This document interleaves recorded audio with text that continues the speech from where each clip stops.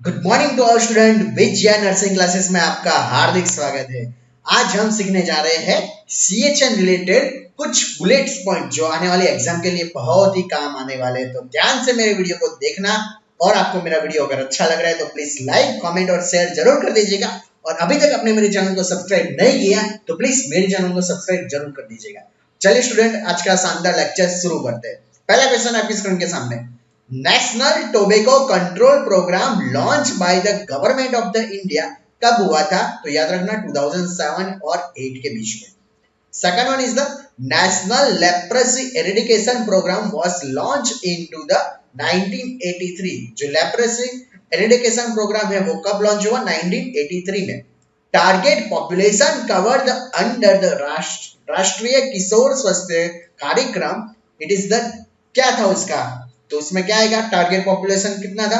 10 से लेके 19 साल के जो मेल और female of the urban area. तो what is the main target population cover करना था किसमें? राष्ट्रीय किशोर स्वास्थ्य कार्यक्रम में। कौन से एज के टारगेट किया? तो याद रखना बच्चों, 10 से लेके 19 साल के बच्चों को। Next, when was the India declare the polio free? Polio free हमने इंडिया में कब डिक्लेयर किया? 2014 में बच्चों। Next, restriction on the movement of the people to prevent the spread of the disease is the called। क्या पूछा है? restriction on the movement of the people to spread the disease is the called as a quarantine। आपको पता ही होगा जो corona में quarantine रखा गया था ना, उसका फायदा क्या होगा? डिसीज क्या होगा? ज्यादा फैलाएगा, यानी कि स्प्रेड नहीं होगा। तो फिर से एक बार देख लेते हैं। National tobacco control program launch कब किया गवर्नमेंट ऑफ इंडिया ने? याद रखना बच्चों, 2007-8 में। Next, national leprosy eradication program कब लॉन्च किया बच्चों? याद रखना 1983 में। टारगेट पॉपुलेशन कितनी रखी थी जब राष्ट्रीय किशोर स्वास्थ्य कार्यक्रम में? तो याद रखना बच्चों, 10 से लेके 19 साल के एज के जो भी लड़के और लड़की थे उनको। Next, when was the India declare the polio free? India में पोलियो फ्री डिक्लेयर कब किया गया? तो याद रखना बच्चों, 2014 में। नेक्स्ट, रिस्ट्रिक्शन करना है किसी की एक मूवमेंट को of the people to prevent the spread of the disease, जिससे क्या हो सकता है? डिसीज ज्यादा स्प्रेड ना हो। तो उसे क्या बोला जाता है? तो याद रखना बच्चों, उसे क्या बोला जाता है? क्वारंटाइन बोला जाता है। क्या बोला जाता है बच्चों? क्वारंटाइन बोला जाता है। मैं हाईलाइट भी कर लेता हूं, उसे क्या बोला जाता है बच्चों? क्वारंटाइन बोला जाता है। चलिए अब नेक्स्ट आगे। ओके, ये रहेगा सिक टेस्ट। ये बहुत इंपॉर्टेंट है। Schick test is the used for the detection of the, आपको पता होगा, डिप्थीरिया। किसके लिए यूज होता है? डिप्थीरिया के लिए। चलिए नेक्स्ट क्वेश्चन आपकी स्क्रीन के सामने अब आएगा। Okay, Koplik spot. ये तो बहुत बहुत बार एग्जाम में पूछा गया, ये आंसर तो आपको आना ही चाहिए। जो कॉप्लिक स्पॉट होता है, it is the typical sign of, किसका टिपिकल साइन है? तो याद रखिए बच्चों, मीजल्स का। Next, national viral hepatitis control programme कब लॉन्च हुआ? 2018 में। नेक्स्ट, मेरा अस्पताल mobile based application and the web portal is initiated. कौन सा बोल रहा हूं मैं? मेरा अस्पताल मोबाइल बेस्ड एप्लीकेशन है, वो कब किसके लिए स्टार्ट की गई? तो पेशेंट के फीडबैक के लिए। Pentavalent vaccine protect against the which all disease? Pentavalent किस वैक्सीन? पेंटावैलेंट जो वैक्सीन दी जाती है उससे क्या फायदा होगा, यानी कि कौन से डिसीज से प्रिवेंशन मिलता है? तो डीपीडी याद रखना बच्चों, यानी कि diphtheria, pertussis, typhoid, hepatitis B, haemophilus influenza B आएगा, याद रखना बच्चों। Next, mission Parivar Vikas is the initiated for the improvement and the which service. जो मिशन परिवार विकास है, it is the initiated for the improvement into the which service. तो याद रखना कौन सी सर्विस में इंप्रूवमेंट लाएगा? फैमिली प्लानिंग में। कौन सी? फैमिली प्लानिंग में। चलिए वन बाय वन फिर से देख लेते हैं। क्या है कॉप्लिक स्पॉट? किसमें देखा जाएगा? तो याद रखना बच्चों, Koplik spot is the measles में। नेक्स्ट, जो national viral hepatitis control programme है वो कब लॉन्च किया गया? तो याद रखना बच्चों, 2018 में। मेरा अस्पताल मोबाइल बेस्ड एप्लीकेशन है वो कब इनिशिएटेड हो गई? पेशेंट के फीडबैक के लिए। पेंटावैलेंट वैक्सीन में याद रखना डीपीडी, और उसके बाद क्या आएगा? हेपेटाइटिस बी और द हीमोफिलिस इन्फ्लुएंजा बी आएगा। Next, mission Parivar Vikas is the initiated for the improvement in the which service. कौन सी सर्विस में इंप्रूवमेंट के लिए? तो याद रखना बच्चों, फैमिली प्लानिंग। किसके लिए? फैमिली प्लानिंग के लिए। चलिए अब नेक्स्ट क्वेश्चन जो आपके स्क्रीन के सामने दिखता होगा। Red cross society was the founded by. तो याद रखना बच्चों, रेड क्रॉस जो सोसाइटी है किसके द्वारा फाउंड की है? तो याद रखना, जे एच ड्यूरेन के द्वारा। Next, the panchayat raj institution at the block level कौन सी आएगी? पंचायत समिति। याद रखना, panchayat raj institution at the block level में कौन होगा? पंचायत समिति होगी। सेंसस इज कंडक्ट होता है इनटू द एवरी 10 ईयर। याद रखना बच्चों, जो भी सेंसस होता है कब करेंगे? एवरी 10 साल में करेंगे। Next, school health checkup come under the secondary level of the prevention. जो भी हम स्कूल हेल्थ चेकअप करवाते हैं वो प्राइमरी में आएगा, सेकेंडरी में आएगा या टर्सरी में? तो याद रखना बच्चों, कौन से किस में आएगा? Secondary level of the prevention. Full form of the IDD आपको पता ही होगा, क्या आएगा? Iodine deficiency disorder. Next, artemisinin it is the based combination therapy used the treatment of the malaria. याद रखना, किसकी बात कर रहा हूं मैं? आर्टेमिसिनिन। ये बहुत एग्जाम में पूछा गया है। चलिए एक बार फिर से देख लेते हैं सारे क्वेश्चन। याद रखना बच्चों, ये सारे कम्युनिटी के बहुत ही इंपॉर्टेंट क्वेश्चन है, जिसको आपको बहुत फायदा मिलने वाला है आज के लेक्चर से। तो प्लीज मेरे वीडियो को लाइक कीजिए, कमेंट कीजिए और बनी इतना जल्दी से आप उसे शेयर भी कर दीजिए। चलिए अब फिर से बोल लेता हूँ। रेड क्रॉस सोसाइटी किसने फाउंडेड की बच्चों? याद रखना, J.H. ड्यूरेन ने। Next, panchayat raj institution at the block level पर कौन होगा? है पंचायत समिति ही होती है। सेंसस हम कब कंडक्ट करते हैं? एवरी 10 साल में करेंगे। नेक्स्ट, स्कूल हेल्थ चेकअप किस में आएगा? Under the secondary level of the prevention में आएगा। Full form of the IDD क्या रहेगा? आयोडीन डेफिशिएंसी डिसऑर्डर होएगा। नेक्स्ट, आर्टेमिसिनिन किसके लिए यूज होती है? तो याद रखना, it is the based on the treatment on the कौन सी आएगी? मलेरिया। कौन सी आएगी बच्चों? मलेरिया के लिए मेनली यूज होती है। चलिए बच्चों, नेक्स्ट क्वेश्चन आपकी स्क्रीन के सामने। Cholera is the waterborne disease, आपको पता ही है। What is the Chhaya? Chhaya क्या है? It is the contraceptive pills है। What do you mean by the EEFI? तो याद रखना, adverse events following the immunisation. क्या रहेगा? Adverse events following the immunisation. World population day कब आएगा? तो याद रखना 11 जुलाई को। The most common cause of the death due to the diarrhoea. Diarrhoea की वजह से जो डेथ होता है उसे क्या बोला जाता है? डिहाइड्रेशन। क्या बोला जाता है? Dehydration. COVID-19 is the caused by the infection with the virus strain। तो याद रखना, COVID-19 में आप सबको पता है कोविड-2 यानी सॉरी कोविड-2 SARS SARS याद रखना। The first case of the COVID-19 infection reported in India in was। याद रखना, बहुत इंपोर्टेंट क्वेश्चन है। जो COVID-19 का इन्फेक्शन का जो रिपोर्ट हुआ था इंडिया में, सबसे पहले केरला में आया था। कहां पे आया था?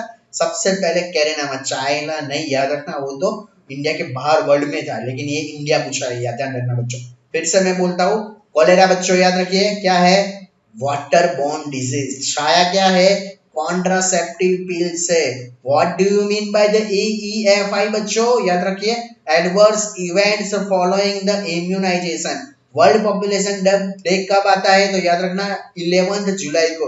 मोस्ट कॉमन कोज रहता है death due to the diarrhoea. Diarrhoea की वजह से डेथ होने की संभावना किसके लिए? डिहाइड्रेशन। कोविड-19 में कौन सा जो वायरस रहता है? याद रखना बच्चों, SARS। याद रखना, खोपड़ी में बिठा दीजिएगा ये। Next, the first case of the covid infection reported in the India was from. कहां से आया था फर्स्ट केस? तो याद रखिए बच्चों, कहां से आया था? केरला से। नेक्स्ट, चलिए अब नेक्स्ट क्वेश्चन आपके स्क्रीन के सामने आएगा। द फर्स्ट नॉन इन्फेक्शन, देखो ये भी पूछ लिया मैंने, from the SARS was discovered into the Wuhan. याद रखना, कहां पर आएगा? वुहान में आएगा, यानी कि चाइल्ड नहीं है, ये चाइना है, सॉरी, ये क्या रहेगा? चाइना रहेगा, China. Next, as per guidelines the approximate time to spend by ASA in the contact with the community। याद रखना, गाइडलाइंस के अनुसार जो आशा है, जो हमारे कम्युनिटी मेंबर के साथ कितना रहना चाहिए, याद रखिए 15 hours per week. ASHA working under the which programme? NRHM। ASHA जो होती है वो कौन से प्रोग्राम के अंडर काम करेगी? NRHM। Number of the visit in the home based newborn care in case of the home delivery. अगर होम डिलीवरी है तो कितनी रहेगी? नंबर ऑफ द विजिट 7 रहेगी, ये बात बहुत याद रखना। लेकिन number of the visit into the home based newborn care in case of the institutional delivery, अगर इंस्टीट्यूशनल डिलीवरी रहे तो कितनी रहेगी? एक कम कर दीजिए, यानी कि 6। तो पता चला। चलिए एक बार फिर से हम सारे पॉइंट्स हम हाईलाइट कर देते हैं, जिसके आपको इजीली याद रहे बच्चों। तो first non infection SARS was discovered into the Wuhan, China में। As per guidelines, the approximate time to spend by ASA into the contact with the community कितना रहेगा? 15 hours per week। ASA working with under the कौन से programme में ASA काम करेगी? तो याद रखना बच्चों, कौन से? NRHM। The number of the visit, जो नंबर ऑफ विजिट है होम बेस्ड न्यूबॉर्न केयर रहेगी, लेकिन किस में? In case of the home delivery, घर पे डिलीवरी हो तो कितनी रहेगी? विजिट 7 रहेगी। लेकिन number of the visit at the home based newborn care in case of the institution, यानी कि हॉस्पिटल में अगर डिलीवरी हुई तो उसके क्या रहेगी? रिक्वायरमेंट 6 रहेगी। पता चला? आई होप सबको पता चल रहा होगा। प्लीज बच्चों लाइक कर दीजिए, कमेंट करिए और शेयर भी जरूर करिएगा।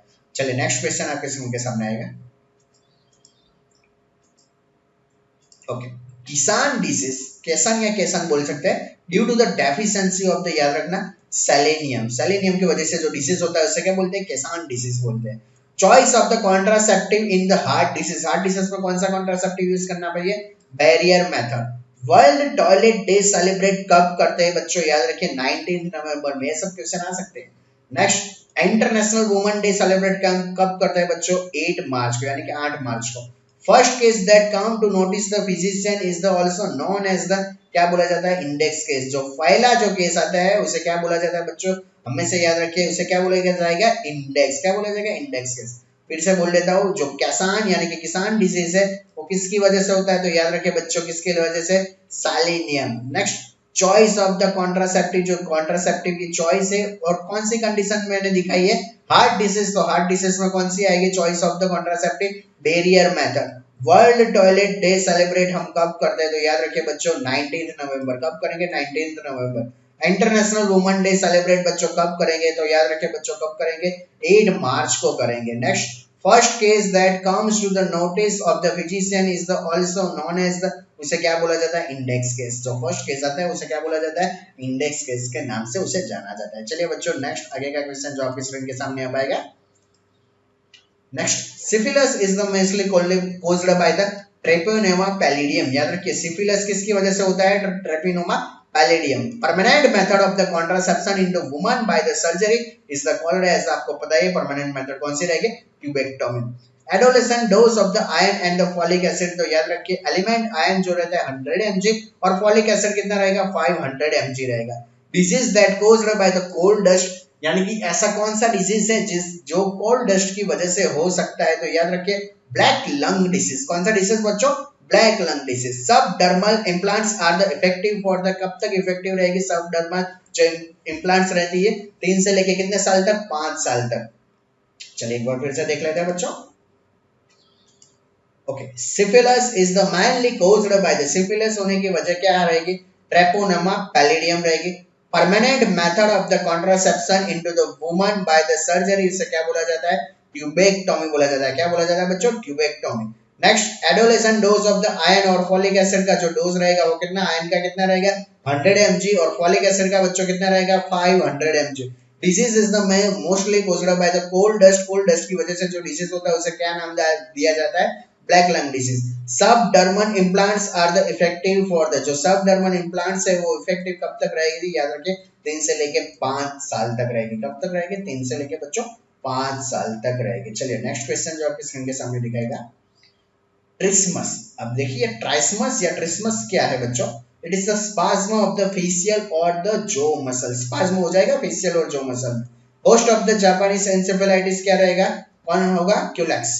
Cervical cap is the type of the contraceptive, कौन सी रहेगी? Barrier method. Site of the DPT vaccine याद रखिए बच्चों, वास्टस लेटरालिसिस। वर्ल्ड टोबैको डे कब सेलिब्रेट किया जाता है बच्चों? 31 मई को सेलिब्रेट किया जाएगा। Next, best method of the contraceptive for newly married couple कौन सा रहेगा? Oral contraceptive method. कौन सा रहेगा? Oral contraceptive method. फिर से देख लेते हैं, ट्राइसमस क्या है बच्चों? स्पाज्म ऑफ द फेशियल या फिर जो मसल। जापानीज एन्सेफेलाइटिस का होस्ट कौन रहेगा? तो कौन रहेगा बच्चों? याद रखिए कौन रहेगा? Culex. Cervical cap is the type of the contraceptive. Cervical cap है वो कौन से टाइप की कॉन्ट्रासेप्टिव है? तो कौन सी आएगी? Barrier. Side of the DPT vaccine, DPT vaccine की साइड कौन सी रहेगी? वास्टस लेटरालिसिस। वर्ल्ड टोबैको डे हम कब सेलिब्रेट करते हैं? तो याद रखिए बच्चों 31 मई को। Best method of the contraception for the newly married couples कौन सी आएगी? OCP, oral contraceptive method. चलिए अब नेक्स्ट क्वेश्चन आपके स्क्रीन के सामने जो आता है ध्यान से देखिएगा। Positive organism of the oral thrust, बहुत बार एग्जाम में पूछा गया बच्चों और ये आपको याद रखना ही पड़ेगा। What is the main positive organism of the oral thrust, यानी कि ओरल थ्रस्ट का मोस्ट कॉमन कॉजेस कौन सा रहेगा? कैंडिडिडा अल्बिकन्स। कौन रहेगा? कैंडिडिडा अल्बिकन्स। डेंगू किसकी वजह से होता है? तो एडिस मॉस्किटो की वजह से। किसकी वजह से? एडिस मॉस्किटो की वजह से। Most common cause of the MMR in the India, तो याद रखिए बच्चों क्या रहेगा? Haemorrhage. Daily iron requirement for the adult, daily adult की रिक्वायरमेंट क्या रहेगी तो बच्चों याद रखिए 100-150 mcg। Hansen disease is the mainly caused by, Hansen disease किसकी वजह से होता है तो माइकोबैक्टीरियम लेप्राई की वजह से होता है। चलिए एक बार फिर से देख लेते हैं, ध्यान से पढ़िएगा। 50 क्वेश्चन मैंने फटाफट से सॉल्व किए हैं। आप जब भी एग्जाम देने जाओ तो प्लीज मेरी आपसे विनती है, मैंने जितने भी लेक्चर पढ़ा है, F1 कंप्लीट करवा दिया है, MSN कंप्लीट करवा दिया है, मैं कम्युनिटी भी लेके आया हूँ। अगर आपको ओबीजी का भी चाहिए तो प्लीज मुझे कमेंट में करिएगा, क्योंकि कमेंट करोगे तभी तो मुझे पता चलेगा कि आपको जरूरत है। अगर कमेंट नहीं करोगे तो मुझे कैसे पता चलेगा कि आपको ये जरूरत है, आपको वीडियो अच्छे, तो प्लीज कमेंट में लिख दीजिएगा तो मैं वो भी लेके जरूर आऊंगा, क्योंकि अभी तो मंडे एग्जाम है, अभी एक दिन है हमारे पास। चलिए देख लेते हैं।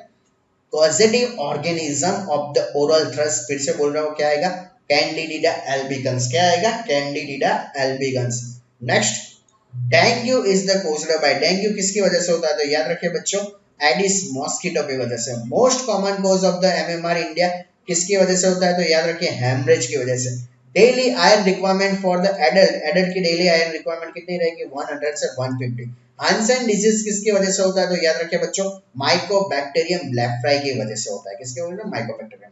चलिए 50 हो चुके हैं और 50 करवा देता हूँ। 100 का 100 एमसीक्यू आपको कुछ भी हो जाए करेक्ट करना ही है एनी टाइम एग्जाम पे। पहले reconstitution of the BCG vaccine must be used with in 4 hour, आपको याद रखना है 4 घंटे में उसको यूज करना है। मिनिमम गैप रहना चाहिए 2 doses of the tetanus toxin का फॉर द प्रेग्नेंट वुमन, याद रखिए 4 week. Next, the dose of the Cervarix vaccine का कितना रहेगा, याद रखिए सर्वाइरिक्स वैक्सीन का 0.5 ml।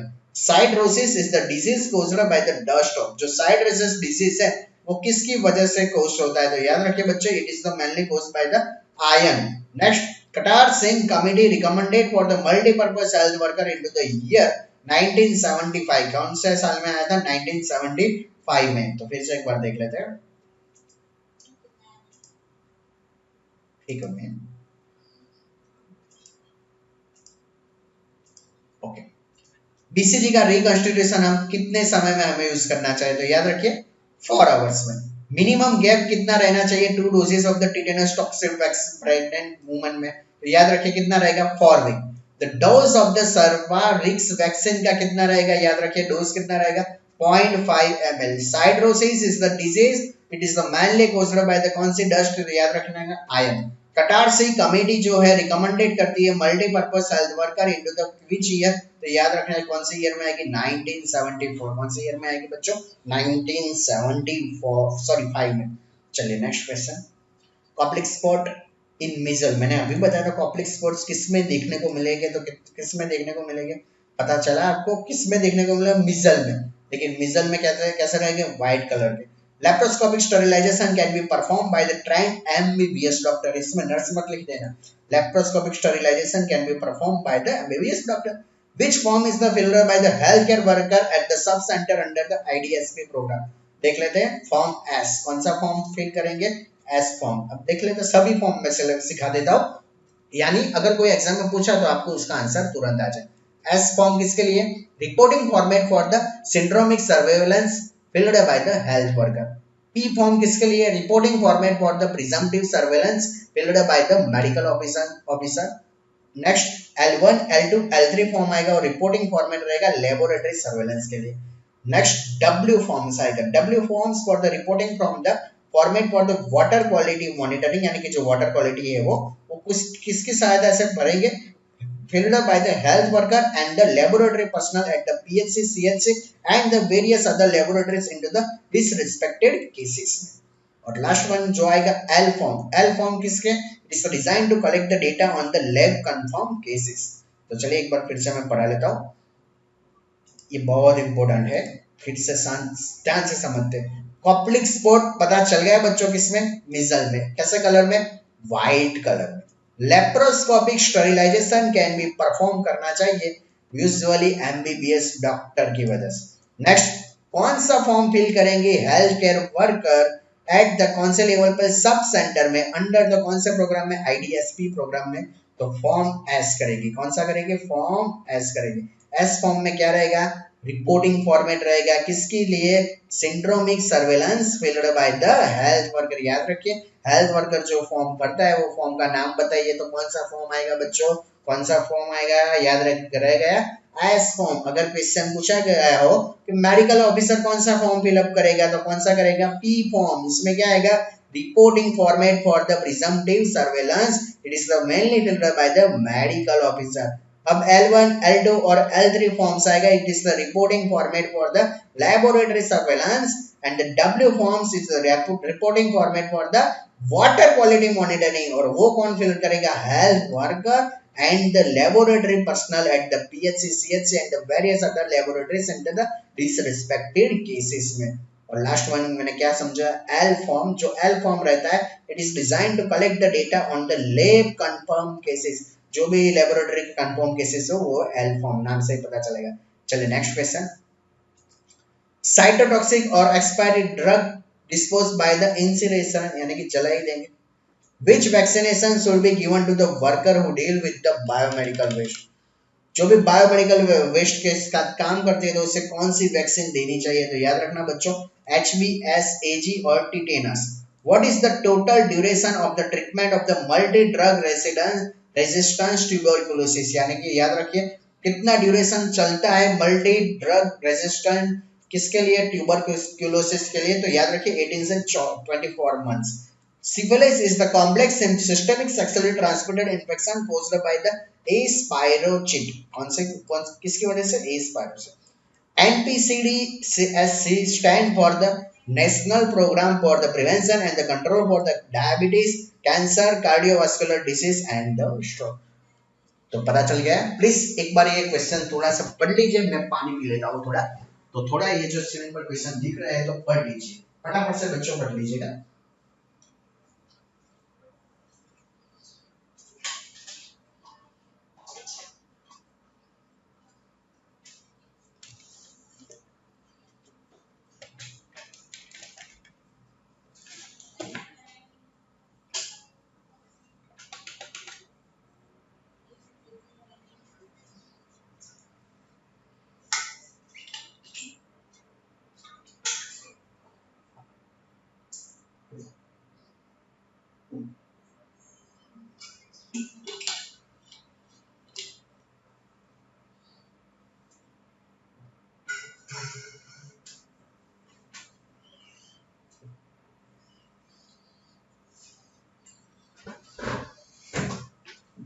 ओके कंप्लीट हो गया बच्चों।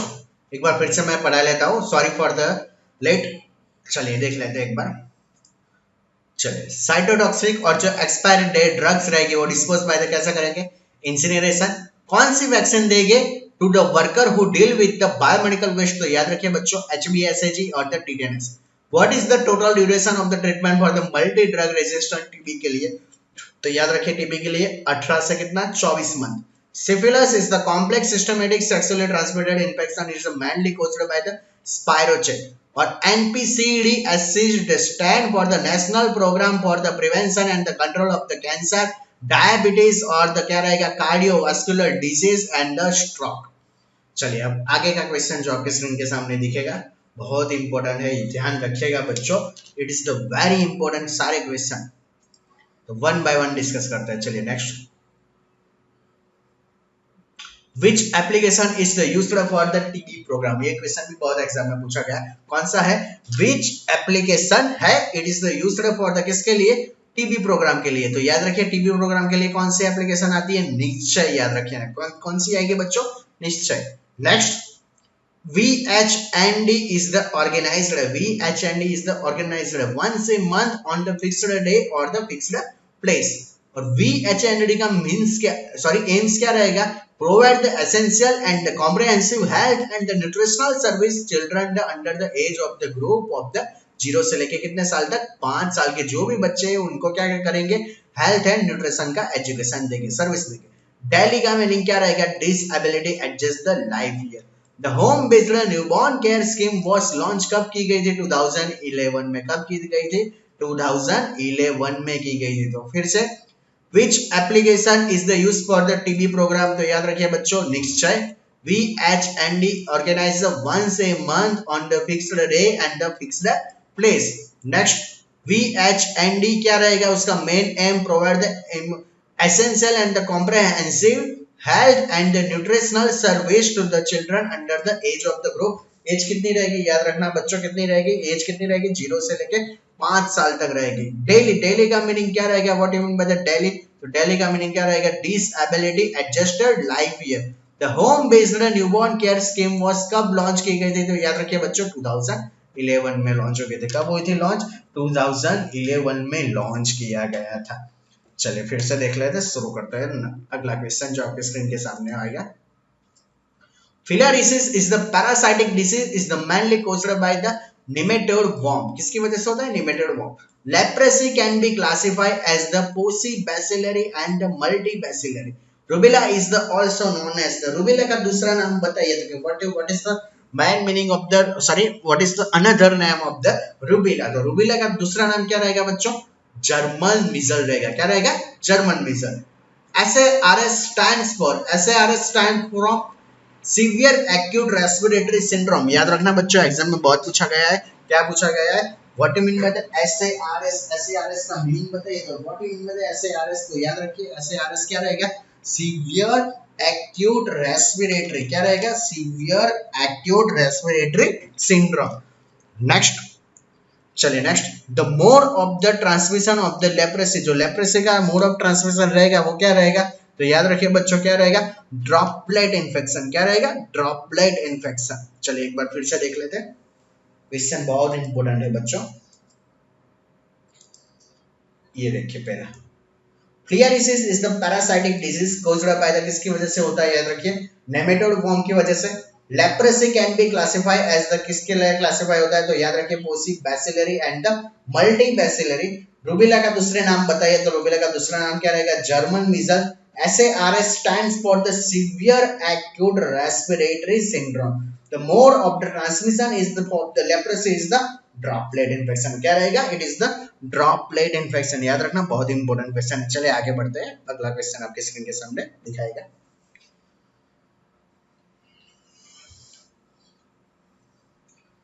चलिए नेक्स्ट आ गया आपके स्क्रीन के सामने.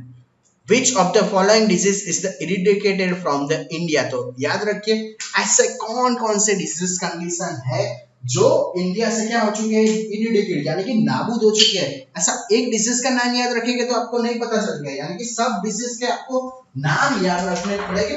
ऐसा एग्जाम में पूछा गया है कि कौन सा डिजीज इरिडिकेटेड हो चुका है इंडिया में से और कौन सा नहीं हो चुका है. अगर ऐसा क्वेश्चन आ गया तो फिर आप क्या करोगे, तो दैट्स व्हाई मैंने ये लिखवा दिया है सारे डिसीज जो इरिडिकेटेड यानी कि नाबूद हो चुके हैं. कहां से नाबूद हो चुके हैं, तो याद रखना बच्चों, कहां से नाबूद हो चुके हैं, इंडिया से नाबूद हो चुके हैं. कहां से नाबूद हो चुके हैं बच्चों, इंडिया से. तो वन बाय वन डिस्कस करते हैं वो कौन से डिसीज है जो इंडिया से क्या हो चुके हैं, नाबूद हो चुके हैं. तो वन बाय वन देखते हैं कौन सा आएगा.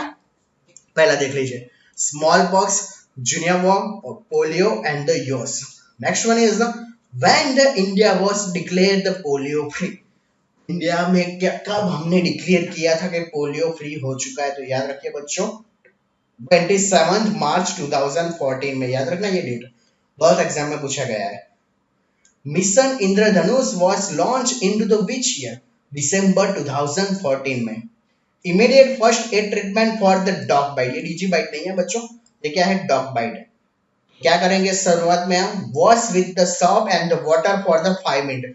5 मिनट तक हमें क्या करना है, सोप एंड वाटर से पहले तो उससे क्या करना पड़ेगा, क्लीन करना पड़ेगा. क्या करना पड़ेगा उसको बच्चों, क्लीन करना पड़ेगा. दिस इज वेरी इंपॉर्टेंट, ये बात आपको हमेशा याद रखनी है. तो कहीं भी आप भूल मत जाइएगा. डॉग बाइट का केस है तो हमें क्या करना चाहिए, तो डॉग बाइट का केस अगर होगा तो पहले क्या करेंगे, इजीली आपका आंसर क्या रहेगा, याद रखिएगा बच्चों, इसीलिए हमारा आंसर क्या रहेगा, wash with the soap and the water for the 5 minutes. Next one is the aim of the mission Indradhanush is the related to, किसके रिलेटेड है, तो बच्चों याद रखिए mission Indradhanush is the related to immunisation. किसके रिलेटेड है बच्चों, इम्यूनाइजेशन के रिलेटेड है. तो ये बात भी आपको याद रखनी है, it is the related to, किसके रिलेटेड है, इम्यूनाइजेशन. नेक्स्ट चलिए अब आगे बढ़ते हैं. ओके एक बार फिर से मैं पढ़ा लेता हूँ. ओके ये बहुत एग्जाम में पूछा गया, मैं बार बार बोल रहा हूँ। Which of the following disease is the eradicated, तो कौन सा आएगा? स्मॉल पॉक्स, जूनियर worm, polio and the yaws. When India was declare the polio free, polio free कब डिक्लेयर किया? 27 मार्च को 2014 में। मिशन इंद्रधनुष वॉच लॉन्च किया गया कौन से साल में? तो याद रखिए दिसंबर 2014 में। Immediate first aid treatment for the dog bite was with the soap and water for the कब तक? 5 minutes. The aim of the mission Indradhanush is the related to the immunization. किसके रिलेटेड है इंद्रधनुष? मिशन इम्यूनाइजेशन के लिए। चलिए आगे। Okay. When antibodies produced in the one body are transferred to another to induce the protection against the disease, क्या बोलता है? Passive immunity. इसीलिए ना जब भी हम एंटीबॉडीज प्रोड्यूस करते हैं बॉडी को और उसको ट्रांसफर कर दीजिए तो वो क्या है? Passive. The concept of the primary health care was the recommended by the Bhore committee. Primary health care का कॉन्सेप्ट किसने दिया? तो याद रखिए बच्चों, भोर कमिटी ने। Which animal is the amplifier for the Japanese encephalitis, तो जापानीज एन्सेफेलाइटिस के कौन जिम्मेदार है? Pig.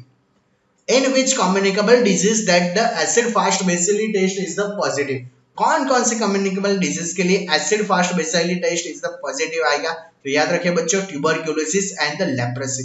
Kishori Shakti Yojana is the catering to the need of the girls into the age group, कौन सी एज ग्रुप? तो याद रखिए बच्चों, किशोरी शक्ति योजना में 11 से लेके 18 साल, क्या आएगा? 11 से लेके कितने साल तक आएगी? 18 साल तक। तो फिर से एक बार देख लेते हैं।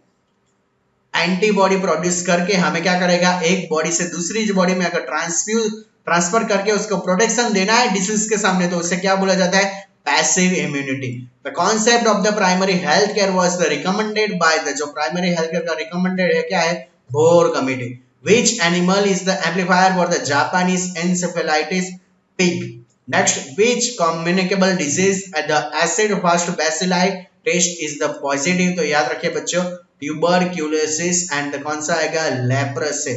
Next, Kishori Shakti Yojana is the catering to the need of the girls in the which age group? तो याद रखिए 11 से लेके कितना आएगा? 18 इयर्स। चलिए next question. The last case of the small pox, अभी तक मैंने पोलियो पढ़ाया था, अब क्या आएगा? Small pox was the reported into the world, तो 25 अक्टूबर 1977 में अफ्रीका के सोमालिया में, और 24 में इनटू द 1975 में इंडिया में, बिहार में देखने को मिल रहा है। मैंने दोनों पढ़ाया है, इंडिया में भी पढ़ाया है और क्या वर्ल्ड में भी दिखाया है। वर्ल्ड में कौन सा आएगा?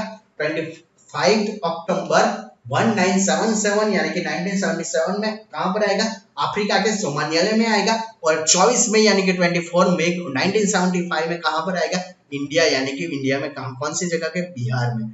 Next, OPV was the add immunisation, पहले ओपीवी एड नहीं था, तो कब हुआ था एड? तो 1979 में एड हुआ था। Which side is the used for the BCG vaccination? याद है सबको, left upper arm.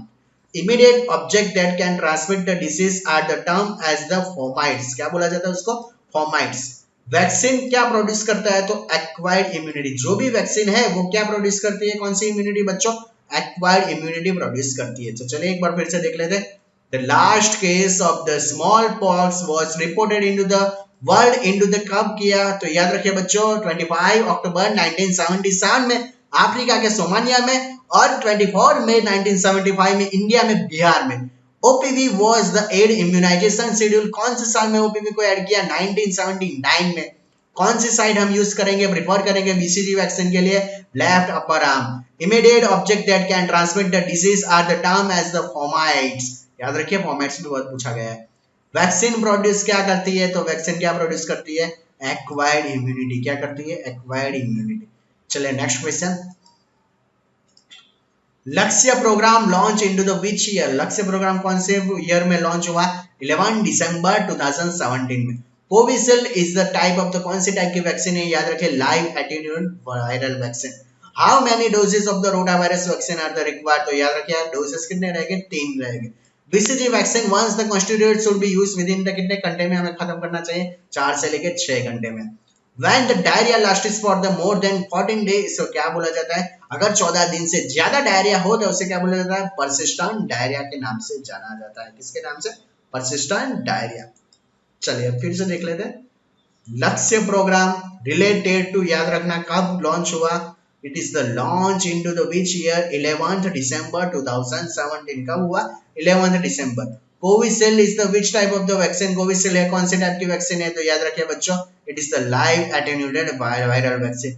How many doses of the rotavirus vaccine required, तो याद रखिए 3 रहेंगे। BCG vaccine once the constituted should be used within the, जो भी BCG वैक्सीन है वो कब यूज कर सकते हैं, कितने टाइम के अंदर यूज करना है, 4 से लेकर 6 घंटे में। जब भी डायरिया होता है तो लास्ट मोर देन 14 डे, अगर डायरिया 14 दिन से ज्यादा हुआ तो उसे क्या बोला जाता है, परसिस्टेंट डायरिया बोला जाता है, कि परसिस्टेंट डायरिया बोला जा सकता है। नेक्स्ट,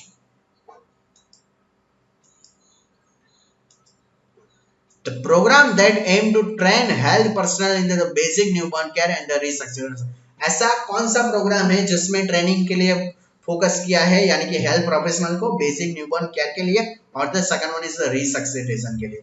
नवजात शिशु सुरक्षा कार्यक्रम, कौन सा, नवजात Shishu Suraksha Karyakram. The route of the administration of the Salk polio vaccine कौन सा रहेगा, इंट्रामस्कुलर।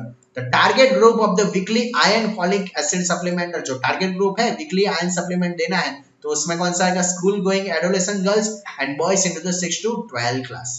नेक्स्ट, सुमन स्कीम, ये बहुत इंपॉर्टेंट है, ये सुमन स्कीम देख लीजिए, में भी पूछा जा सकता है SGPJ एग्जाम में। स्कीम लॉन्च किया गया था किसने, by union government at the new Delhi, कब किया था, 10 अक्टूबर यानी कि 10 अक्टूबर 2019 में किया था। उसका मेन एम्स क्या था, to reduce the maternal and the infant mortality rates into the country and to stop the all preventable maternal and the infant deaths। तो ये बात आपको कॉपी में बिठानी है कि सुमन स्कीम क्या है, न्यू दिल्ली में 10 अक्टूबर 2019 में, उसका एम्स क्या था, मैटरनल और इन्फेंट मोर्टेलिटी रेट को क्या करेंगे, डिक्रीज करेगा, and stop the all preventable maternal and the infant deaths. Suman scheme है लॉन्च अंडर द प्रधानमंत्री सुरक्षित मातृत्व अभियान के अंडर उसको स्टार्ट किया गया था। बच्चों सुमन स्कीम के बारे में पता चला, सुमन आ गई, छाया आ गई, सब आ चुके हैं। The programme that aim the, फिर से देख लेते हैं, train health personnel into the basic, ऐसा कौन सा प्रोग्राम है जिसमें बेसिक न्यूबॉर्न केयर और रिसक्सिटेशन दोनों की ट्रेनिंग के बारे में बात की है, तो याद रखिए नवजात Shishu Suraksha Karyakram. The route of the administration of the सॉल्ट पोलियो वैक्सीन का नाम क्या रहेगा, intramuscular. The target group of the weekly iron folic acid supplementation कौन सा रहेगा, school going adolescent girls and the boys कब रहेंगे, 6 से लेके 12 जो स्टैंडर्ड में रहते हैं। सुमन स्कीम कब लॉन्च कर गई, तो Suman scheme it is the launch by the union government at the new Delhi 10 अक्टूबर 2019। उसका मेन एम्स क्या था, तो याद रखिए reduce the maternal and the infant mortality rate in the country and stop the all preventable maternal और क्या रहेगा, infant deaths. Suman scheme launch under the कौन से अंडर में रहेगी, प्रधानमंत्री सुरक्षित मातृत्व अभियान। पता चला सुमन स्कीम का काम क्या रहेगा, इन्फेंट और मैटरनल का रेट, जो भी मोर्टेलिटी रेट है उसको क्या कर देंगे, डिक्रीज करने का जो भी काम है वो करेंगे। चलिए नेक्स्ट क्वेश्चन आपकी स्क्रीन के सामने, the oral contraceptive package of the Mala D में क्या रहता है, 21 ओरल कॉन्ट्रासेप्टिव पिल्स रहेगी और 7 क्या रहेगी, आयरन की टैबलेट रहेगी।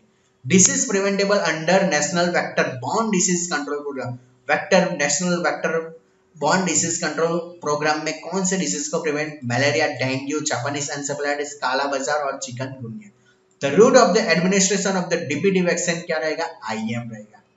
Next, to maintain the health of the adolescent for the control of the helminth infection, tablet कौन सी रहेगी, albendazole is the administration twice a year. क्या पता चला इसमें, किसके इन्फेक्शन को कंट्रोल की बात कर रहे हैं, हेलमिंथ इन्फेक्शन को हमें कंट्रोल करना है तो कौन सी टैबलेट देंगे, अल्बेंडाजोल। कब देंगे, ट्वाइस ए ईयर।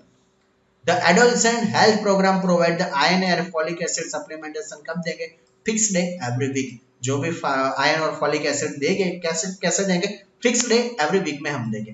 तो फिर से देख लेते हैं बच्चों, oral contraceptive package of the Mala D में क्या रहेगा, 21 ओरल कॉन्ट्रासेप्टिव पिल और 7 आयरन टैबलेट रहेगी। डिजीज प्रिवेंट कौन से करेंगे, किसमें, national vector borne disease control programme में, तो कौन से रहेगा बच्चों, malaria, dengue, Japanese encephalitis, kala azar and the second is the chikungunya. The route of the administration of the DPT vaccine का मोस्ट कॉमन रूट कौन सा रहेगा, IM। To maintain the health of the adolescent की हेल्थ को जानने के लिए और बचाने के लिए, कंट्रोल ऑफ द हेलमिंथ जो इन्फेक्शन है उससे बचने के लिए कौन से टैबलेट देंगे, अल्बेंडाजोल। लेकिन कब देंगे, ट्वाइस ए ईयर देंगे। The adolescent health programme provide, क्या प्रोग्राम प्रोवाइड करेगा? आयरन और फॉलिक एसिड सप्लीमेंटेशन, लेकिन कब देंगे? तो फिक्स्ड डे एवरी वीक देंगे, लेकिन फिक्स्ड वीक में। चलिए मिजल्स के बारे में बात कर लेते हैं। मिजल्स का क्वेश्चन आ गया है बच्चों। Measles is the mainly caused by the RNA paramyxo virus. कौन सा आएगा? RNA paramyxo virus. World immunisation week कब सेलिब्रेट किया जाता है? तो याद रखिए last week of the April में। Mantoux test is considered positive if the redness is the more than कितनी रहेगी? 10 mm से ज्यादा। Tetanus immunoglobulin is the example of the कौन सी immunity? Artificial passive immunity. Natural passive immunity का meaning क्या रहेगा? बाय मदर्स की ब्रेस्ट मिल्क से जो बच्चों को मिलता है और प्लेसेंटा के साथ डायरेक्ट बच्चे को मिलता है वो। Artificial active immunity by the immunisation. पता चला? एक बार फिर से देख लेते हैं, इसमें से बहुत इंपॉर्टेंट क्वेश्चन ध्यान से पढ़ ले। What is the main cause of the बच्चों मिजल्स? RNA paramyxovirus. क्लियर? जो भी इम्यूनाइजेशन वीक है हम कब सेलिब्रेट करते हैं? जो भी अप्रैल मंथ है एवरी ईयर का उसका last week. Mantoux test consider positive कब बोलेंगे? जब भी रेडनेस कितने से ज्यादा? 10 mm यानी कि 10 mm से ज्यादा हो तब। टिटेनस का जो इम्यूनोग्लोबिन हम देते हैं, it is the example of the कौन विच इम्यूनिटी? आर्टिफिशियल पैसिव इम्यूनिटी बच्चों। नेचुरल पैसिव इम्यूनिटी का एग्जांपल बताइए तो क्या होगा? मदर के ब्रेस्ट मिल्क से जो भी बेबी को मिलता है या फिर प्लेसेंटा से जो भी ब्लड बेबी को मिलता है वो क्या बोलते हैं? Natural passive immunity. आर्टिफिशियल का एग्जांपल मैं सीधा सा बोल देता हूँ, इम्यूनाइजेशन। नेचुरल का मीनिंग क्या? जो नेचुरली मिल ही जाता है डायरेक्टली। आर्टिफिशियल है जो बाहर से हम देते हैं ना, वैक्सीन, बीसीजी की वैक्सीन हो गई, जितने भी वैक्सीन है वो क्या रहती है? Artificial active immunity. लास्ट आज का क्वेश्चन हम देख लेते हैं, ट्रायज सिस्टम। कौन सी सिस्टम? ट्रायज। आई होप सबको पता ही होगा।